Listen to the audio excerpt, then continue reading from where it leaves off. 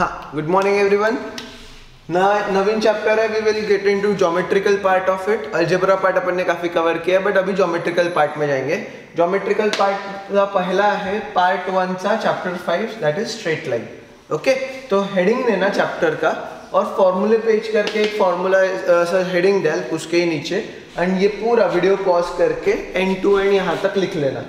अभी ज़्यादा समझा नहीं तो भी चलेगा, मैं समझा ही रहा हूँ, बट वीडियो पॉज करना और पूरा का पूरा यहाँ पे एंड में रख देना। ओके, ना राइट एवरीथिंग जैसे मैंने लिखा है, प्लीज गलती मत करना। सो बस अभी वीडियो पॉज कर लेना और यहाँ पे पूरा लिख लेना। I am going ahead of it. Okay, आता एक गोष्ट एक्सप्लेन करना शुरू करता हूँ। सो स्लोप ऑफ अ लाइन, मतलब अगर कोई लाइन रही तो उसका हर एक का एक स्लोप रहता है बेसिकली। जैसे लाइन अगर मैंने आड़ी रख दी तो this is called a slope. I hope you have heard the term banking of roads. तुमने बैंकिंग ऑफ रोड सुना है क्या मुझे पता नहीं, but banking of roads usually trucks वगैरे साठी केले जातात। तो तुम अगर हायवे पे रहोगे तो अगर टर्न होगा तो रोड सरळ नसतो, रोड थोडासा असा टिल्टेड असतो, सो दैट जो इनर्शिया रहता और जो उसका सेंटर ऑफ ग्रेविटी रहता तो थोड़ा सा असा जाऊन बरोबर वो सीधा हो जाता। That is called banking of slopes. And वो बैंकिंग को मतलब बैंकिंग ऑफ रोड्स, तो उधर एक स्लोप दिया जाता उसको। तुमने अगर रेसिंग वाले देखे होंगे तो रोड्स नेहमी असे असतात, वो कार ऐसे चलते होगी त्याला ड्रॅग रेसिंग म्हणतात।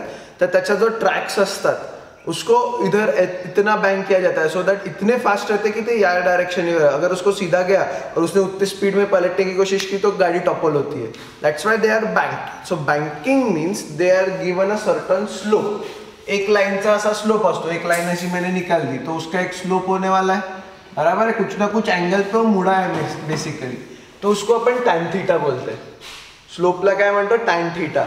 अंडर त्या लाइनला आपल्याकडे दोन पॉइंट्स असतील, एक हो गया x1 y1 ले लो, ओके, और एक हो गया x2 y2 ले लो। सो अगर ये दो तुम्हारे पॉइंट्स होंगे तो तुम स्लोप कैसे निकालते हो, it is given bye y2 minus y1 upon x2 minus x1। और एक चीज सिर्फ लिख के रखो यहाँ पे, that is dy by dx। ये आता है डेरिवेटिव, उसको क्या बोलते हैं, डेरिवेटिव। ये आगे चल के पढ़ना ही है अपने को, बस अभी के लिए लिख के रखो। So slope of a line is also dy by dx। नहीं समझा कोई फर्क नहीं पड़ता, बस लिख के रखना है तुमको। ये बाद में अपन जब डेरिवेटिव चैप्टर करेंगे तब आएगा ही अपने को। सो स्लोप ऑफ द लाइन के 3-4 है। टैन थीटा जब थीटा दिया है तब, जब दो पॉइंट्स दिए तब y2 minus y1 upon x2 minus x1 आ गया। और जब तुमको बेसिक कुछ भी नहीं दिया है, लाइन का इक्वेशन दिया है तो it is dy by dx। उससे भी अपन और कुछ चीजें निकाल सकते हैं, बट वो देखेंगे बाद में। देन ये तो भाई रट्टा रट्टा मारा हुआ है। Equation of x axis is y is equals to 0, उल्टा रहता है। Equation of x axis is y is equals to 0। Equation of y axis is x is equals to 0, उल्टा रहता है। ओके, अब equation of line parallel to x axis is फिर से उल्टा, y इज इक्वल्स टू कुछ भी। y is equals to कुछ भी का मीनिंग है कि अगर लाइन, ये x एक्सिस और y एक्सिस है मेरे, तो अगर लाइन x एक्सिस को पैरेलल है तो y इज इक्वल्स टू कोई तो भी पॉइंट पे रहेगा। लॉजिकली क्लियर है। So this is y is equals to कुछ भी, वो कोई भी पॉइंट पे रह सकता है, वो 0 1 2 3 जैसे भी जाने वाले उसके ऊपर डिपेंडेंट करता है। तो y is equals to something is a line parallel to x axis. तो अगर लॉजिक लगाया तो line parallel to y axis is x is equals to कुछ भी, वो x के थ्रू रहेगी, ये लाइन इसको पैरेलल रहेगी, वो x में से कोई भी पॉइंट में से जा सकता है, राइट। दैट्स व्हाई मैंने कुछ भी लिखा है, मतलब कुछ भी रह सकता, any constant. That's why it is line parallel to y axis is x is equals to कुछ भी, line parallel to x axis is y is equals to कुछ भी। इधर तक क्लियर है। अब यहां से जो शुरू होते हैं, these are called standard form. मैंने नाम नहीं दिया, आप लोग लिख सकते हो नाम भी, पर नहीं लिखा तो भी कोई फर्क नहीं पड़ता। These are called standard forms of line। अब ध्यान रखना, तुम्हारा इंग्लिश ये चैप्टर्स में बहुत अच्छा चाहिए मुझे, तो स्टार्ट रीडिंग इंग्लिश अगर तुम्हारा थोड़ा भी वीक होगा तो, ठीक है। समझने की कोशिश करना तुमको, क्योंकि वर्ड प्रॉब्लम्स है। Now it's only word problem. ऐसी एक छोटा सा प्रॉब्लम आ रहा है, ऐसी कोई सेंस ही नहीं बनता है यहाँ पे। Now it's all word problem. So तुमको इंग्लिश समझना बहुत इंपॉर्टेंट है। टू अंडरस्टैंड इंग्लिश अपन क्या करूँ पाया, इनका नाम याद रखेंगे, स्लोप पॉइंट फॉर्म। सो m अपना स्लोप रहता है, एंड x1 y1 अपना पॉइंट रहता है। जब मैं एग्जांपल छुड़ा के दूंगा तब और क्लियर होगा, बट जब भी तुमको स्लोप दिया जाता है और एक पॉइंट दिया जाता है, तुम स्लोप पॉइंट फॉर्म यूज करते हो। फिर से, जब भी एक स्लोप दिया जाता है और एक पॉइंट दिया जाता है, तुम क्या यूज करते हो? Slope point form, which is y minus y1 is equals to m into X minus x1। ये स्टेट बोर्ड वालों को हो चुका है, CBSE वालों के लिए नहीं, कोई प्रॉब्लम नहीं ऐसा। ओके, मैं बेसिक से ही वापस पूरा समझाऊंगा। 2 पॉइंट फॉर्म, 2 पॉइंट फॉर्म कब रहता? जब तुमको दो ये दिए रहते हैं। जब तुमको क्या दिए रहते? 2 पॉइंट्स दिए रहते। अब थोड़ा लॉजिक लगा लो। y minus y1 is equals to m into X minus x1। ये x माइनस x1 को इधर लेके आया। प्लीज बुक का फॉर्मूला ये देखना मत, खूब गड़बड़ के लिए तरी, ठीक है? मतलब इधर उधर सेम ही फॉर्मूला है, आंसर चेंज नहीं होगा कभी ऑफ कोर्स, बट टेन इकड़े तिकड़े ले ले। तो मैं क्या करता था, मैं याद कैसे रखता था, देखो y minus y1 is equals to m into X minus x1। ये x माइनस x1 को इधर लेके आया, इधर क्या बचा? m। पर m का फॉर्मूला तो y2 minus y1 upon x2 minus x1 है, इसलिए उसकी जगह y2 minus y1 upon x2 minus x1। Okay, मेरा याद रखने का तरीका ऐसे कुछ कंपलसरी नहीं है, तुम भी वैसे ही रखोगे, पर एक बार का ये याद हो गया तो रोज बोलते जाना, रोज बोलते जाना। अब तुम क्लास में नहीं हो, वरना मैं क्या करता हूँ, क्लास में आने से पहले जैसे ही शुरू हुआ क्लास, रैंडमली पूछना शुरू कर देता हूँ ये फॉर्मूले। तो मतलब रोज के रोज बोलना हो जाता है और रोज के रोज ये याद भी हो जाता है, इसलिए अब अपने को वैसी कुछ तो भी सिस्टम करनी पड़ेगी। चलो देखते हैं। So y minus y1 upon x minus x1 is equal to y2 minus y1 upon x2 minus x1। Okay, slope intercept form is equals to is y is equals to mx plus c। अब फिर से difference सुन लो, slope दिया है, point दिया है, slope point form, दोनों point दिए है लाइन पे, तो 2 पॉइंट फॉर्म। अब एक स्लोप दिया है and this is called as intercept. उसका मीनिंग मैं जब तुमको छुड़ा के दूंगा तभी बताऊंगा। This is called as intercept, इसको y इंटरसेप्ट बोला जाता है, ठीक है? इंटरसेप्ट का मीनिंग भी यहाँ पे बता रहा हूँ मैं। सो इंटरसेप्ट रहता है और स्लोप दिया जाता है, तो we use slope intercept form. Okay, अब this is called as double intercept form. तो जब तुम यहाँ पे आओगे तब यहाँ पे डायग्राम निकालना है अपने को। तो डबल इंटरसेप्ट फॉर्मची डायग्राम पहा कशी असते। Double intercept form, double intercept form मतलब अगर तुम ऐसे खड़े हो गए, ये मेरा खतरनाक ड्राइंग, ये JEE के एक प्रॉब्लम का ड्राइंग है बाय द वे, ठीक है? ये तुम खड़े हो यहाँ पे, एक्सीलेंट ड्राइंग, 4 मिलियन में बेचूंगा मैं, ठीक है? $4 मिलियन, किसी को खरीदना होगा तो बता देना भाई। मिलियन अगर पता नहीं होगा तो गूगल करके लिख लेना तुम। एक्सीलेंट ड्राइंग बाय उस्ताद म्हणतात है, उस्ताद बोला जाता है, उस्ताद Kaustubh Gadkari. Excellent drawing, drawing क्या है? ड्राइंग इज, अगर तुम्हारा नाक यहाँ पे लगा है और तुम्हारे पैर इधर लगे, तो तुम ये कोऑर्डिनेट सिस्टम को 2 पॉइंट पे टच कर रहे हो बस, बराबर है? इसके हाथ भी ऐसे रहेंगे, यहाँ पे ऐसे हाथ लटकते रहेंगे ना, यहाँ से एक हाथ छोटा एक हाथ बड़ा, पैर एक ही दिखेगा क्योंकि तुम ऐसे खड़े हो। इमेजिन कर लेना, अगर पढ़ाई कर रहे होंगे तो ऐसे उठ जाना टेबल पर से और ऐसी दीवार को ऐसे टेक के खड़ा हो जाना। मम्मी पापा तो कंफर्म पागल समझ रहे, पढ़ करके देख लेना एक बार, ठीक है? घर वाले तो कंफर्म पागल समझ रहे, कंफर्म बोलेंगे झाला बेटा पढ़ाई कम कर लो, अब ज्यादा हो रहा करके। ओके, ना the thing is when you stand like this, ये तुम्हारा फ्लोर है और ये तुम्हारी वॉल है, तो when you stand like this you are touching on only 2 points. This is called एक intercept and this is called एक इंटरसेप्ट। तो यहाँ पे जो रहता है वो रहता है एक्स इंटरसेप्ट, क्योंकि एक्स एक्सिस पे, ये तुम्हारी एक्स एक्सिस पे, तो उसको नाम दिया जाता है a,0। JEE से प्रॉब्लम जो ड्राइंग है बाद में बहुत इंपॉर्टेंट ये है इसमें। Okay, a,0, a,0। अब ये जो पॉइंट रहता है ये y इंटरसेप्ट 0,b। ये डायग्राम तुमको निकालना है। ये $4 मिलियन वगैरह मत लिखना, वो मेरा प्राइस है, तुम्हारा प्राइस नहीं है भाई, इतना अच्छा ड्राइंग नहीं निकाल सकते तुम। 0,b, a,0। ओके, अब x एक्सिस पे x इंटरसेप्ट, y एक्सिस पे क्या बोलेंगे? y intercept. So x upon a plus y upon b is equals to 1। जब तुमको ऐसी लाइन मिलेगी जो x को भी टच कर रही है और जो y को भी टच कर रही है, तो तुमको 2 इंटरसेप्ट मिलते हैं। एक रहता है x इंटरसेप्ट, एक रहता है y इंटरसेप्ट। सो मैं कैसे याद रखता हूँ? x के नीचे x इंटरसेप्ट प्लस y के नीचे y intercept is equals to 1। फिर से x के नीचे x इंटरसेप्ट प्लस y के नीचे y intercept is equals to 1। फिर a और b याद रखने की जरूरत नहीं, बट फॉर्मूला लिखते हो याद रखना पड़ता है, x upon a plus y upon b is equals to 1। Clear? Now moving on, this is called double intercept form. Normal form is x cos alpha plus y sin alpha is equals to p। अब यहाँ पे ध्यान देना, जब मैं normal form का problem लूंगा तब और अच्छे से बताऊंगा, पर ये एक लाइन है, ओके इसका कुछ तो भी रैंडम इक्वेशन है।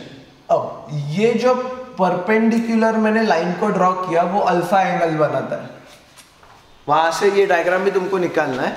मैंने क्या किया, ओरिजिन से परपेंडिकुलर ड्रॉ किया ये लाइन पे, ठीक है। ये लाइन का equation ax plus b y plus c दे दो, कुछ भी चलता मेरे को, ax plus b y plus c, okay. अब ध्यान देना, ये जो मैं तब से बोलते आ रहा हूँ ट्रिग्नोमेट्री से कि x के साथ कौन रहता, cos, एंड y के साथ कौन रहता, sin, ये वैसे ध्यान में रखना है। x cos alpha plus y sin alpha is equals to p, और ये जो डिस्टेंस रहता है ओरिजिन से लाइन का उसको अपन बोलते हैं p। तो ये इसमें जो अल्फा और p का डाउट था वो सॉल्व करना था मेरे को। फॉर्मूला तो वैसे के वैसे ही है, x cos alpha plus y sin alpha is equals to p। तो अल्फा क्या है तुम्हारा, जो परपेंडिकुलर मैंने ओरिजिन से ड्रॉ किया है उसका एंगल, एंड p क्या है, वो o से डिस्टेंस, वो लाइन तक का। अभी के लिए सिर्फ इतना ही समझ लो, ओके। अब अगर दो लाइन इंटरसेक्ट हो रही है, this is called intersecting line है, उसका पॉइंट रहता है, ये तुमने सीखा है कि इंटरसेक्टिंग लाइंस क्या रहता क्या नहीं रहता, पैरेलल लाइंस रहते हैं, इंटरसेक्टिंग लाइंस रहते हैं, ओके। सो इंटरसेक्टिंग लाइंस के बीच का angle is given by tan theta is equals to m1 minus m2 upon 1 plus m1 m2। ये मैं आज सिर्फ एक्सप्लेन करके दे रहा हूँ, बट तुम्हारा जो एक्चुअल प्रॉब्लम सोडविल में तभी मोस्ट ध्यान में आएगा। बट ये पेज बहुत ध्यान से रखना, ये तुम्हारा स्टार्टिंग का पेज रहेगा, okay. So general tan theta is equals to mod of m1 minus m2 upon 1 plus m1 m2। अगर तुम्हारा थोड़ा सा क्लिक हुआ दिमाग तो ध्यान देना ये किसके समान दिखता, tan थीटा माइनस सॉरी इधर tan a minus tan b upon 1 plus tan a tan b है ना। तो तोच आहे पहा, m1 एक लाइन का स्लोप है, m2 दूसरे लाइन का स्लोप है, 1 plus m1 m2, that's how it is, वही फॉर्मूले से डिराइव होता है ये। अब general form of the equation of the line is ax plus b y plus c is equal to 0। ये सब स्टैंडर्ड फॉर्म्स है और ये जनरल फॉर्म है। जनरल फॉर्म का स्लोप कैसे दिया जाता है, direct minus a upon B.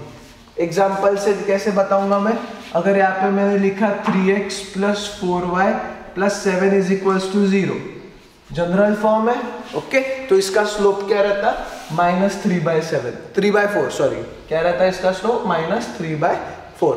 क्या रहता स्लोप, माइनस 3/4। डायरेक्ट आंसर है उसका, उधर ज्यादा सोचने का नहीं, वो सिर्फ एग्जाम्पल के तौर पे ले रहा था मैं, जब एक्चुअल एग्जाम्पल्स आएंगे तभी बताऊंगा। डिस्टेंस जैसे जैसे मैंने स्टेटमेंट्स लिखे वैसे ही वो कैरी आउट करने अपने को, इसलिए ज्यादा इधर उधर जाना भी नहीं। Distance of the origin from the line ax plus b y plus c is equals to 0, ठीक है, is given by p is equals to mod of c upon under root of a square plus b square, ठीक है। अगर वो इधर भी निकाल सकते हो तो इधर भी निकाल सकते हो अपन, but we will stick to this. Distance of the origin from the line ax plus b y plus c is equals to 0 is given by p is equals to mod of c upon under root of a square plus b square, ठीक है। जैसे statement है वैसे ही उसका meaning रहने वाला है। Distance between two parallel lines क्या रहता है, p is equals to mod of c1 minus c2 upon under root of a square plus b square.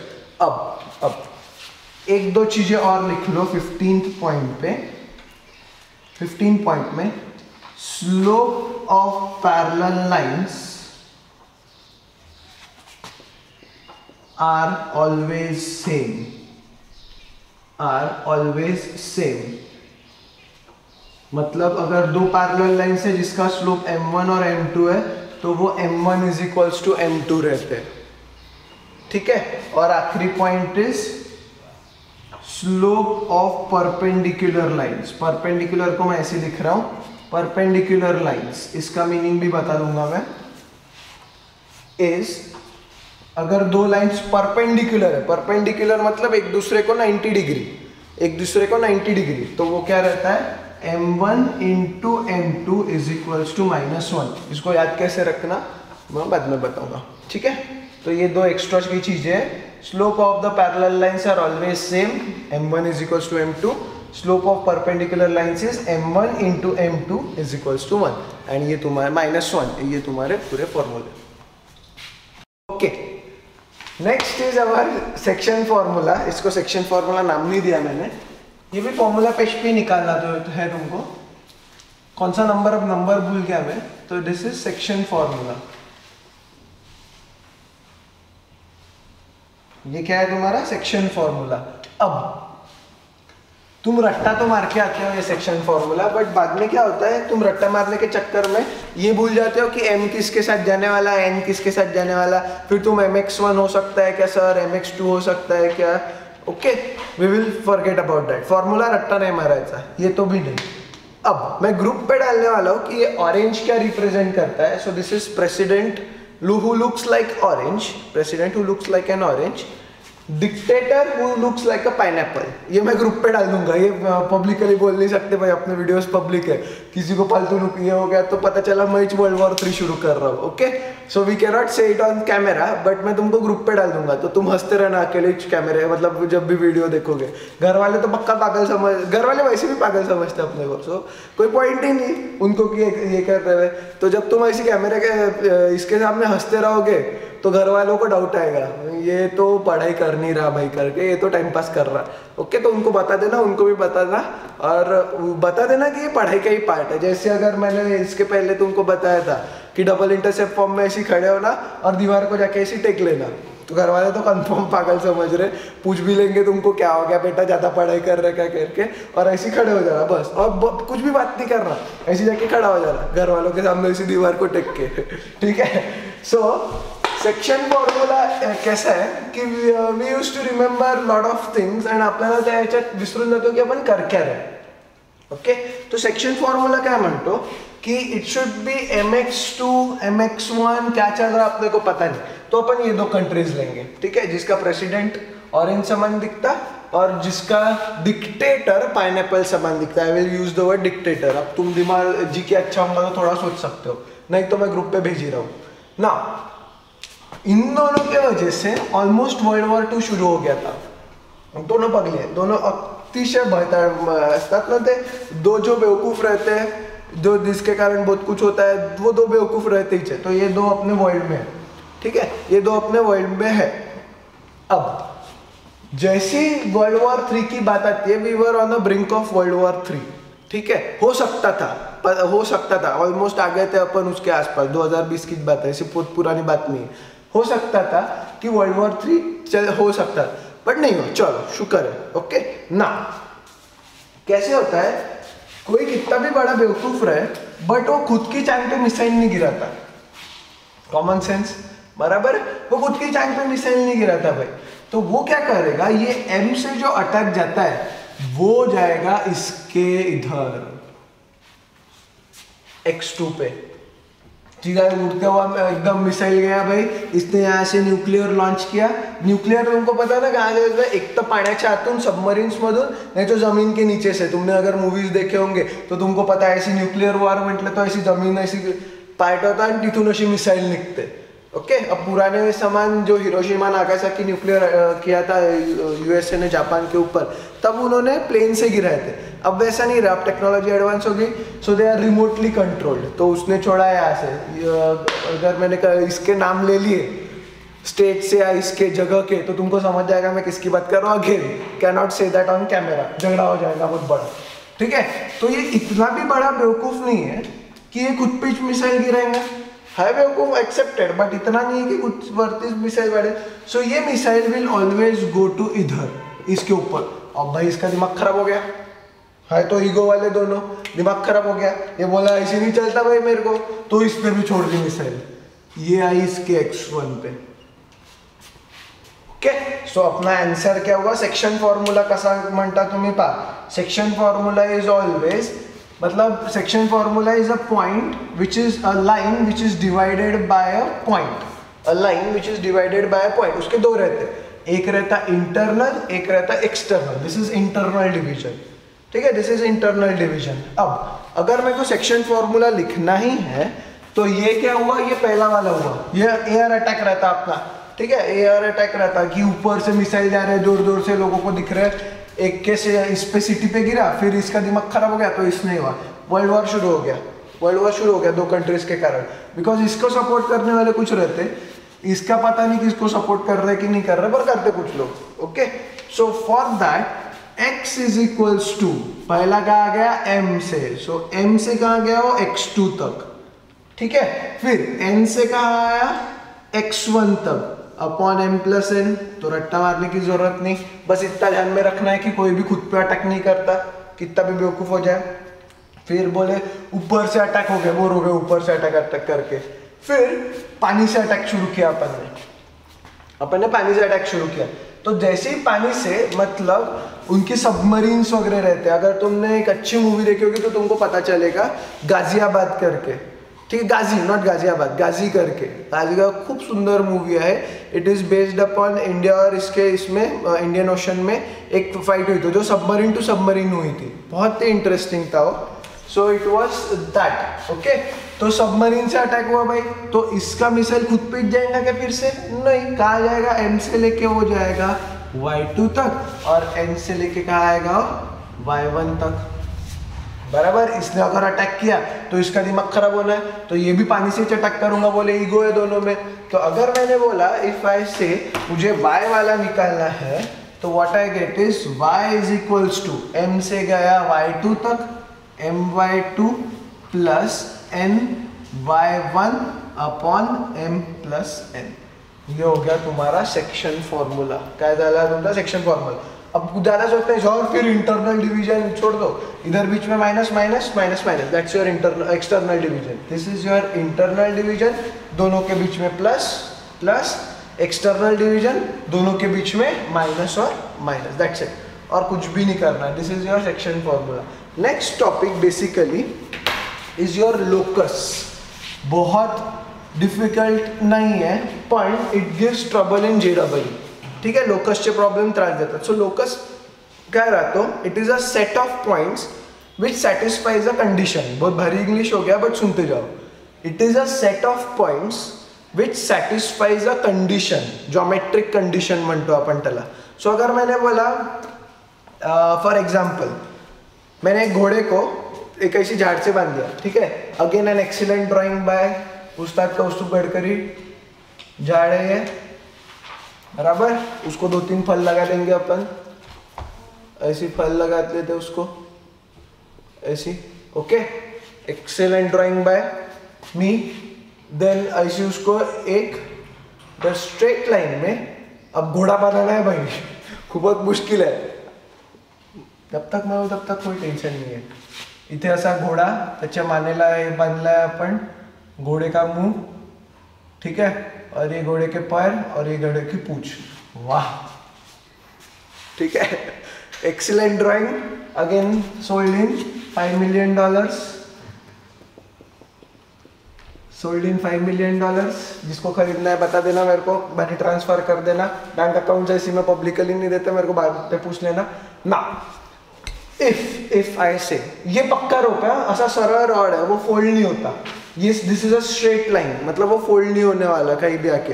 And if I से, ये घोड़े को बोलूंगा मैं भाई तू चलना शुरू कर दे, ठीक है, तो कसा चालेल। अब इसको टॉप व्यू में देखते हैं, इसको टॉप व्यू में देखते हैं, ठीक है, पहले ड्रॉ कर लिया मैंने, इसको टॉप व्यू में देखते हैं, ये मेरा झाड़ है और यहाँ पे मैंने घोड़े को बांधा है, एंड इफ आई से कि स्टार्ट रनिंग और स्टार्ट वॉकिंग, तो बराबर सर्कल फॉर्म करेगा। लॉजिक क्लियर हुआ तुमको।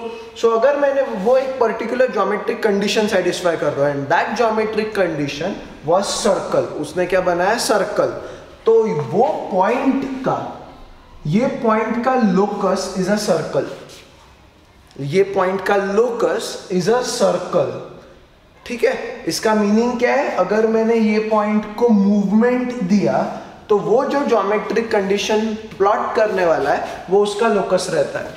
मींस इस सर्कल पे जितने भी पॉइंट्स है वो वही घोड़ा रिप्रेजेंट कर रहा है।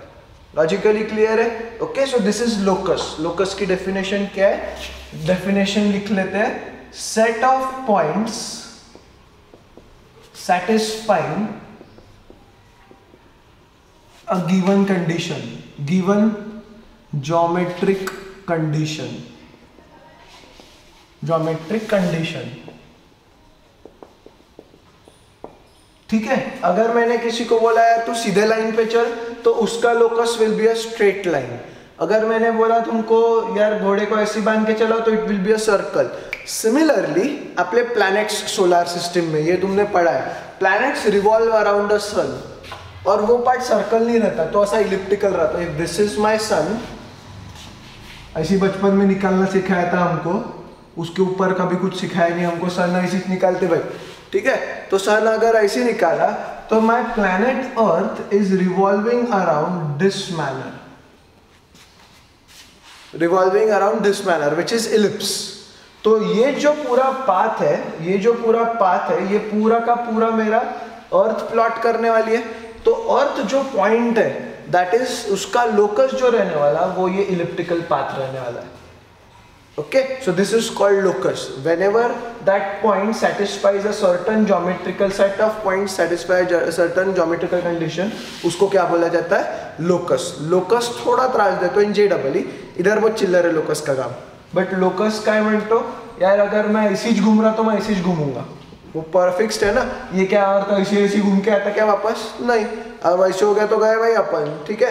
ऐसा इधर आगमन नहीं हो रहा तो इधर जा रहा करके ऐसी कुछ नहीं होता। It revolves around the same sun for infinite time, so it is the locus. Locus अगर मैंने स्ट्रेट लाइन ड्रॉ किया, तो उस पर जितने इनफाइनाइट पॉइंट्स है वो लोकस। जैसे इस पे इनफाइनाइट पॉइंट्स है, मतलब ये पॉइंट वो इनफाइनाइट पॉइंट को रिप्रेजेंट करता है, and that is your locus.